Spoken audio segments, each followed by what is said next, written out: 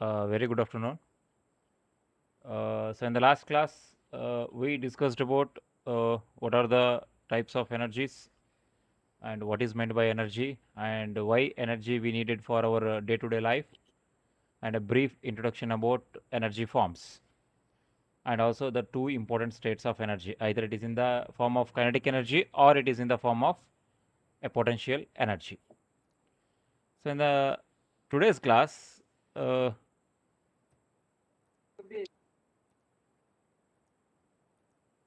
yes, we directly move on to the classification of energy resources. Yes, of course, there are so many classifications. First, the classification is based on usability of energies. The first classification is based on usability of energies. Of energies. Means how we are Means going how to. we are going to. Hello, can you please mute the audio? Okay. Means how we are going to use or how we are going to give the preferences. The first type of that based on usability is a primary resources. This is a primary resources. A second one is intermediate resources and secondary resources. Based on the usability, we are going to classify energy as primary resources, intermediate resources, and secondary resources. The primary resources means the resources available in nature as a raw form is called a primary energy resource. Means whatever the directly we get the raw form, that raw form energy is called as a primary source of energy. For that, best example is a crude oil, coal, natural gas, petroleum, gas, okay, uranium, hydrogen energy. So these are all a best example for primary resources. Okay, so they are available as it is in the raw form. It is called primary resources. And the second important thing is intermediate resources. So intermediate resources is this is obtained from primary resource, means this type of energy resources we extracted from primary resources is called intermediate resources, and there may be one or more step to reform or to extract the main means from the primary to intermediate form. We need so many steps or so many processes for extraction. Okay, and the example is diesel, a petrol, okay, kerosene. So these are the best example as intermediate resources. Means from the petroleum, crude oil, we are going to extract with the help of uh, means by step we are going to extract the petrol, we are going to extract the diesel, okay, kerosene, okay, coal tar. Like this, we are going to extract the secondary or intermediate resources. Okay, and the last one is secondary resources. Secondary resources means the form of energy which is finally supplied to consume for utilization, means ultimate energy resource. Okay, so it is called secondary resource. For this example is electrical energy, means the final electrical energy we are going to use. Okay, or thermal energy. Thermal energy means it's an steam or hot water. It is finally used for to run the engines. Okay, or chemical energy or maybe hydrogen. So these are all a best example for secondary resources. So this is a first classification based on usability, primary, intermediate, and secondary resource. And the second set of classification is based on traditional use. Based on traditional use, we classified a conventional and non-conventional source of energy. Only two type. One is conventional and non-conventional source of energy. What is meant by conventional? The energy resources which have been traditionally used for many decades. Okay, means from the many decades we are continuously using this type of energies. They are very easy to use. So this type of energy is called conventional. Very conventional means they are easy to use, easy to extract. For this example is fossil fuels. So fossil fuels we got directly from the earth crust, okay, and directly by refining process we separate different form of energies, and directly we can use those energy for our day to day life. It is for conventional source of energy. Second one is a non-conventional source of energy. The energy resource which are considered for a large scale. They are large scale. Okay, the energy resource which are renewable and can be regenerated. They are renewable. A non-conventional energy sources are renewable and we can regenerate. But conventional energy sources are non-renewable and we cannot regenerate. Okay, and this is known as a non-conventional energy resource. So as the population increases, the energy consumption is also increases. We know that when the population increases, the consumption of energy requirement is also increases. To satisfy that, we have to go for the alternative source of energies. That is what? A non-conventional energy sources. And the next set of classification is based on the commercial applications. It is based on commercial application.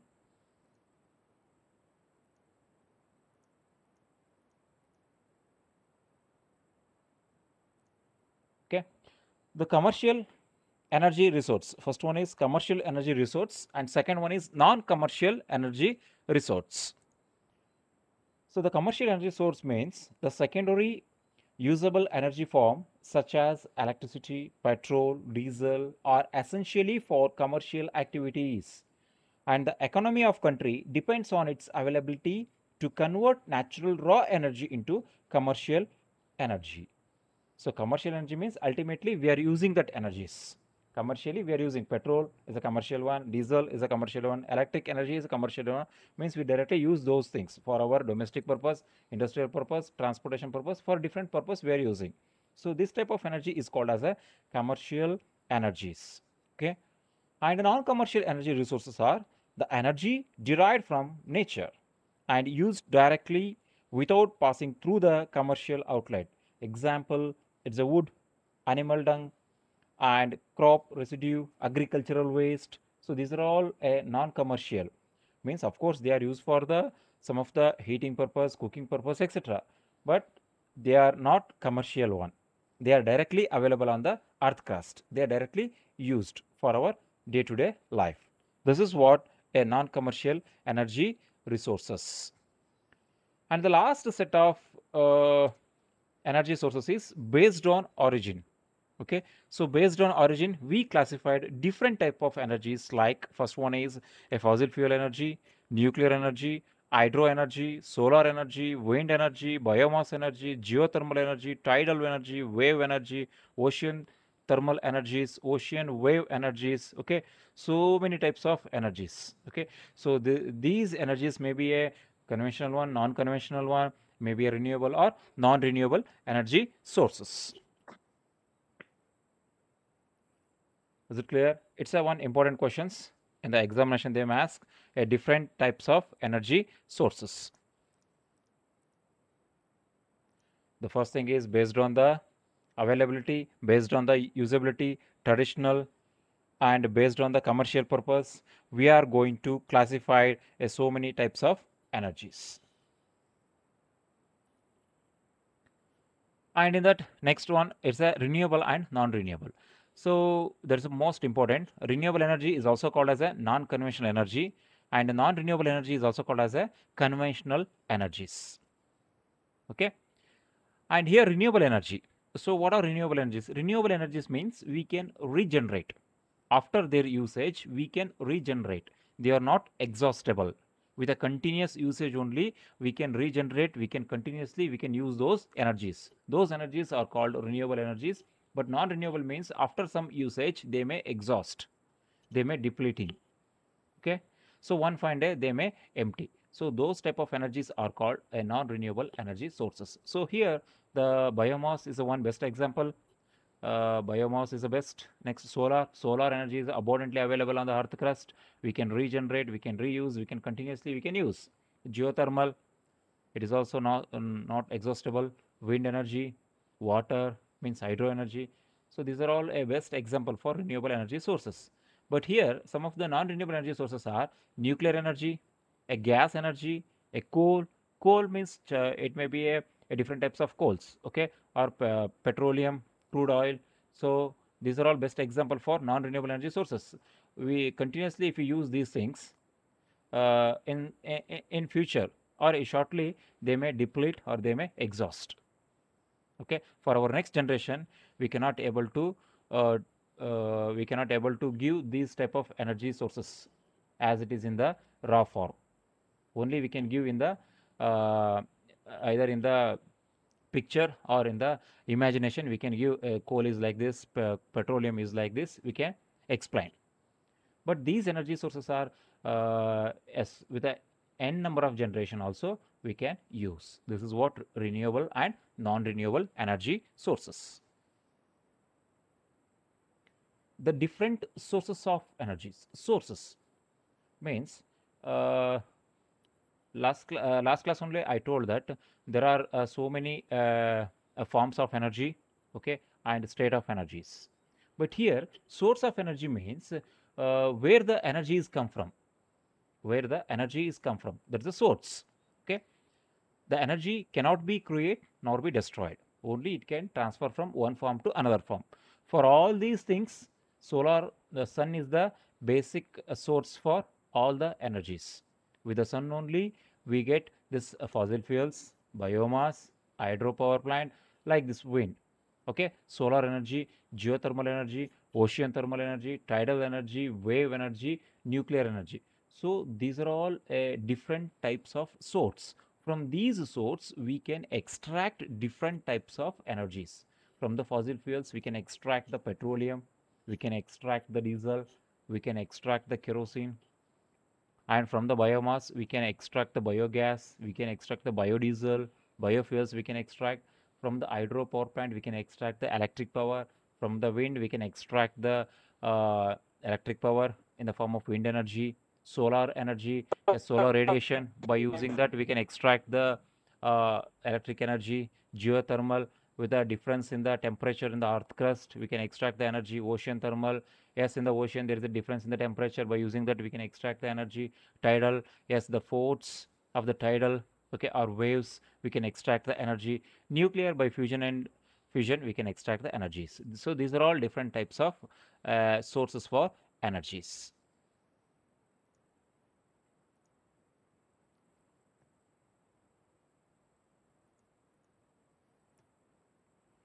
Next is very important thing is why we have to go for alternatives. Of course, there are a lot of conventional energies are available, but even though we are going with a non-conventional energies, that is what renewable energies. Why you have to go for alternatives?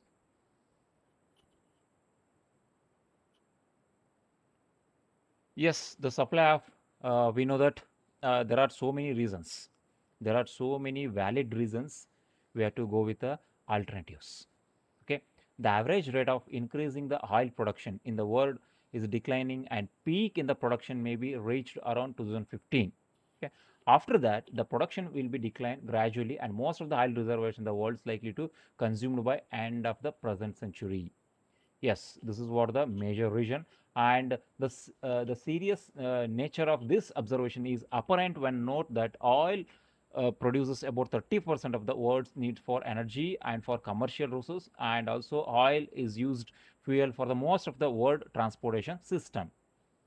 Yes, we the transportation system is majorly depends on the crude oil or whatever the oil is extracted from the earth crust. So it is completely non-renewable energies. The supply of the oil will fails to meet increasing demand before in 2020 or 2030. Even if the energy prices rises 50%, of course, in the earlier 2000, the petrol rate is maybe 30 rupees, but now the petrol rate is nearly 95 to 100 rupees. Means it may increases 50% or 80%. Likewise, the additional constraints of oil production will hasn't this a shortage, therefore reducing the time availability for action on alternatives.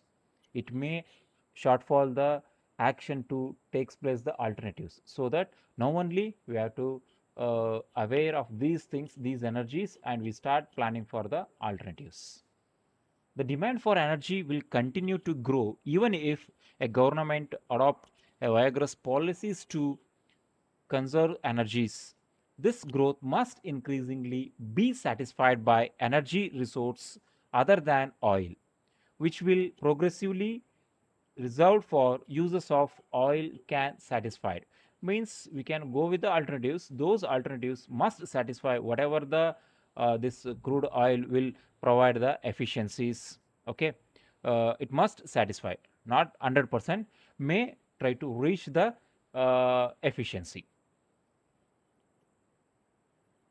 Yes, with the continued growth of the energy demand required, and this resources be developed with the utmost, and the changes from the world economy dominated by oil must start now. The alternative requires 5 to 15 years to develop. Yes, this alternative maybe takes 5 years, 10 years, or 20 years. Need for replacement of fuels will increases rapidly. The last decade, the century is approached. In the last decade only, we started alternatives, but till now we cannot reach 100%.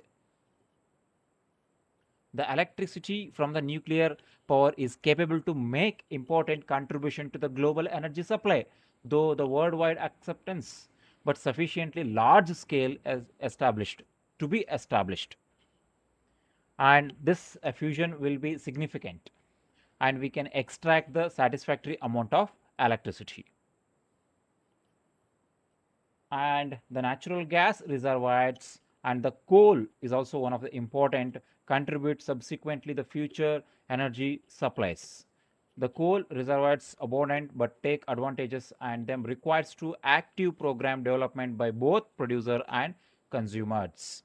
Although the resources bases are other fossil fuels such as oil, sand, heavy oil shells are very large. They are likely to supply. Means of course these type of oil shells, heavy oil, okay, oil sand, they are another replacement for this petroleum products. And next, in the other hand, we can also use the hydroelectric power. It is also one of the capable replacement for the whatever the present conventional energy resources. Finally, it should note that the additional supplying energy, the fossil fuels are used to extensively as a feedstock material for the manufacturing of organic chemicals. As resources deplete, the need for using fossil fuels exclusively for such a process may become greater. With all those things, we have to search a alternative for our conventional energy resources. That is what a non-conventional energy sources. We have to switch on to the non-conventional energy sources. So need for non-conventional energy sources. This is what one of the basic graph, how the demand increases with the increasing means with the here by here how the demand is increases. You can see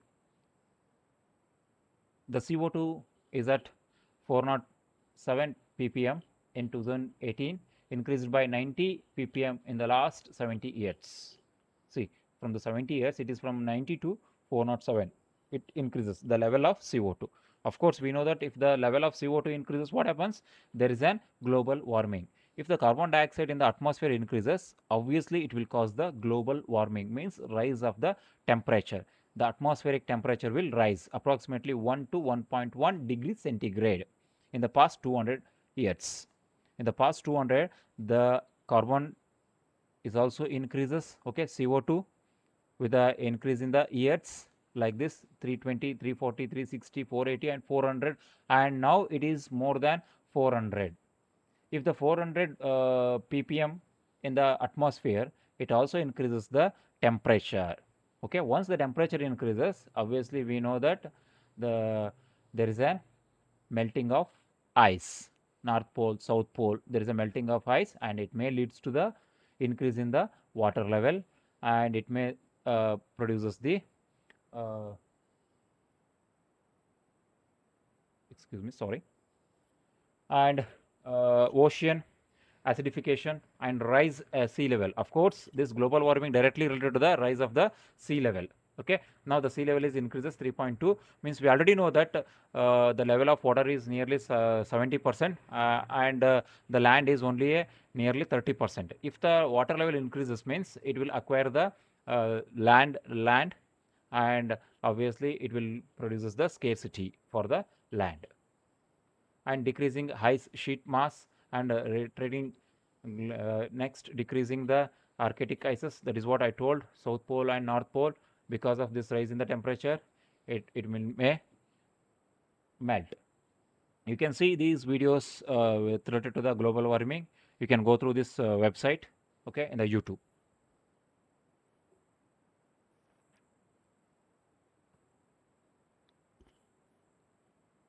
So next is, I told,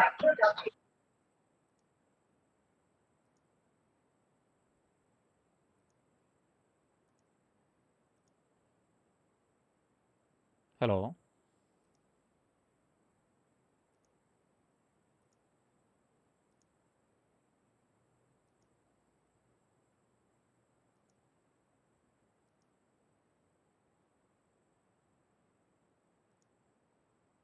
Yes, next is, I told we have to go with the alternatives. In alternatives, why we have to go with uh, non-conventional energy?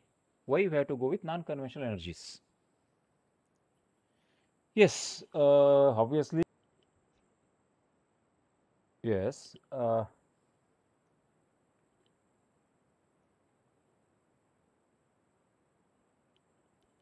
Yes, these non-conventional energy sources, of course, they are more effective. One thing is they are give a more efficiency when compared to the non-conventional. They are easy to use, but at the same time, they are exhaustible, as well as they contribute more for the pollution. Okay, by this, we have to go with the non-conventional energy sources. When compared to the conventional, the non-conventionals are very eco-friendly.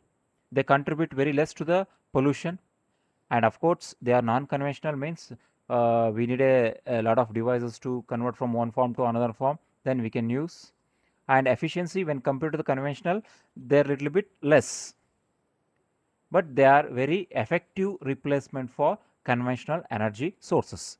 Some of the examples are solar energy. See, like, this is what the solar panels which receives the solar energy and they convert electric energy, means solar energy to electric energy. And this is some second example. The first non-conventional is solar energy. After that, we have to go with the wind energy.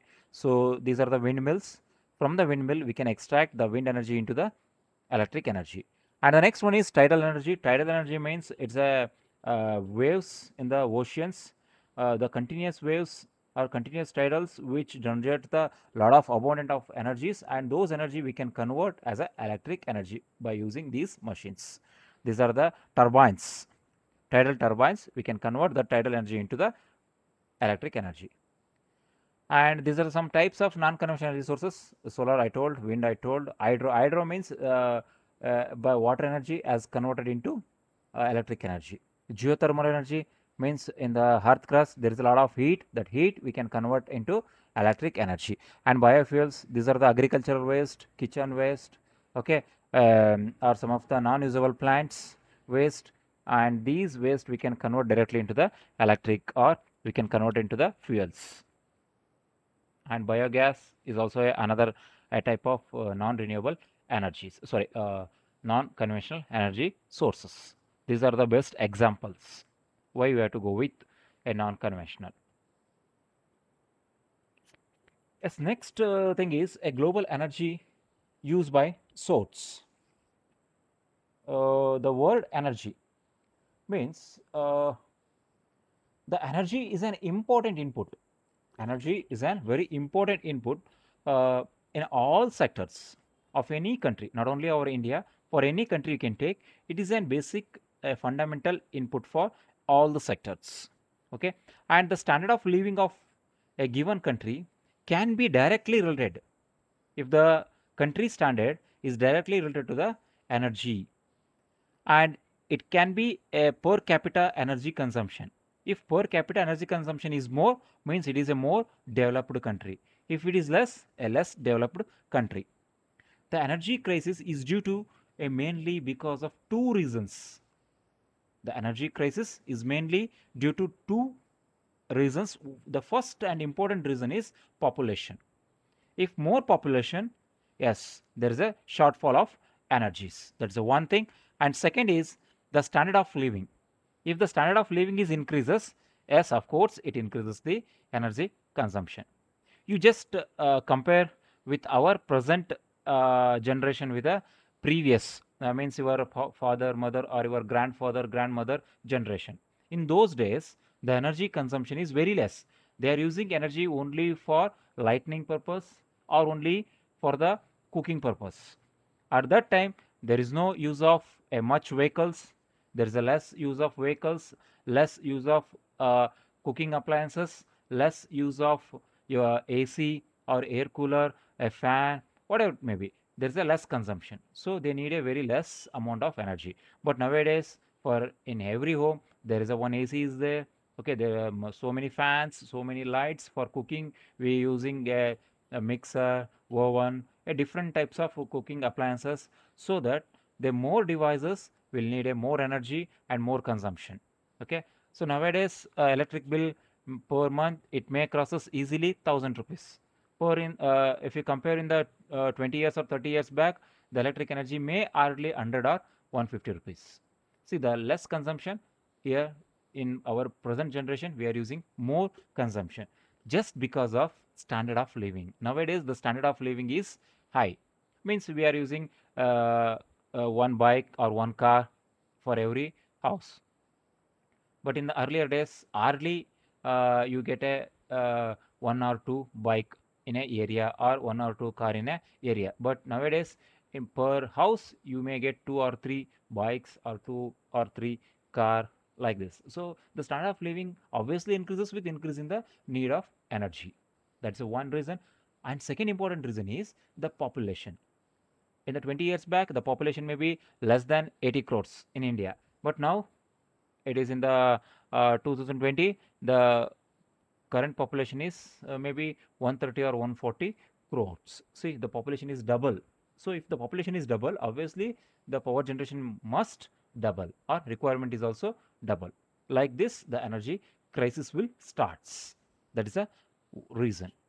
And in the global energy resources, you just observe the total overall 100%, we use more coal for energy generation. It is maybe 50, more than 50%. It may be 50 to 60%. Okay.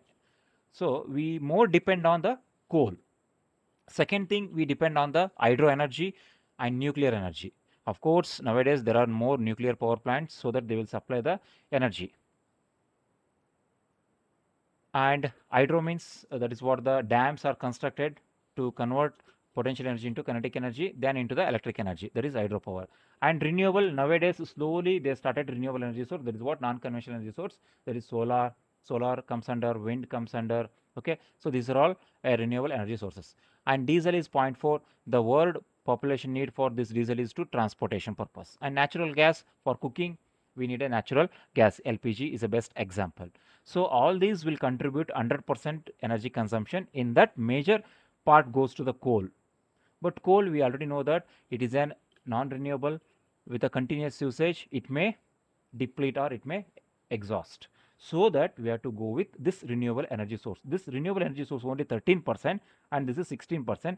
We have to increase this from 13% to more than 50%. Then only we can continuously, without any disturbance, we can use the energy in future.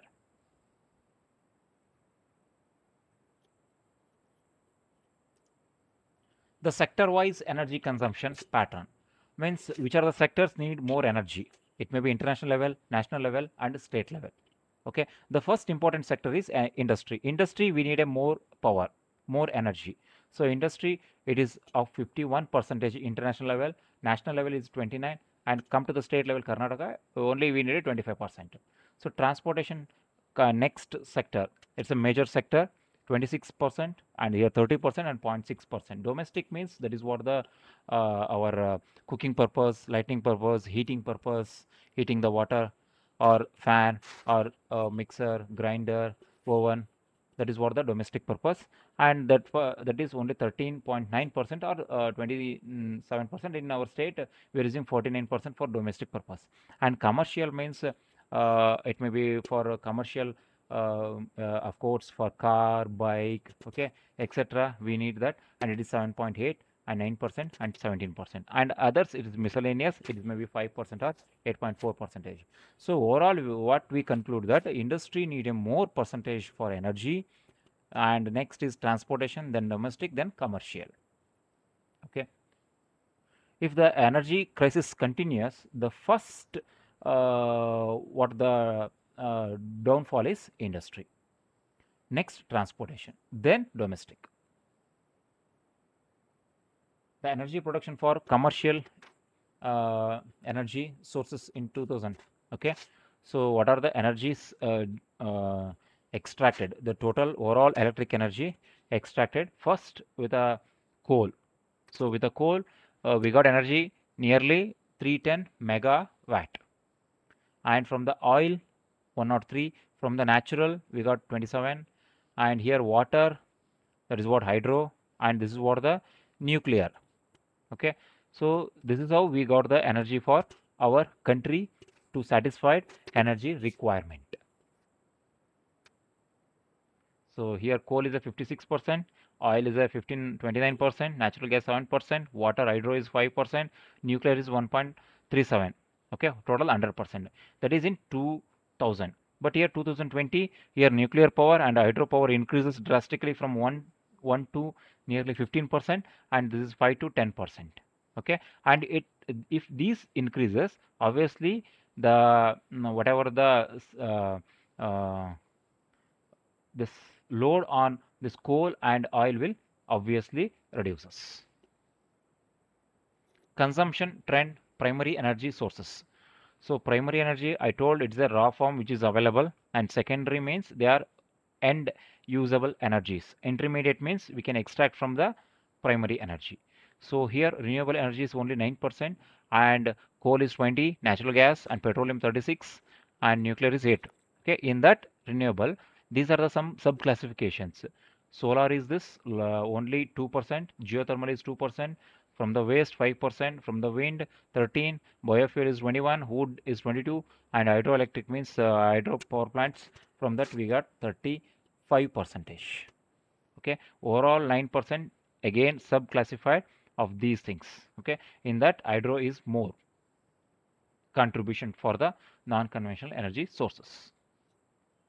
So global primary energy consumptions by energy resource, it is 2010 to 2050 overall. Okay, uh, so here you can observe that renewable green is a renewable, then petroleum, then natural gas, then coal. In 2050, in 2010, of course, coal and petroleum having a higher contribution level for the energy requirements. When the year increases from 10 to 20, 20 to 30, 30 to 40, 40 to 50, gradually this green color line will growing. Means the renewable source of energy gradually increases. Means we are switch on to the renewable energy sources when compared to the petroleum and natural gas, so that overall whatever the load on this petroleum and natural gas obviously decreases. And of course nuclear is same, because of course it is having a more advantage as well as more disadvantage, that's why it is constant. But renewable having a more advantage when compared to the drawbacks, that's why it is gradually drastically increases. And this is why percentage level 2018 and 2015 this green color having a more percentage than any other energy contributors.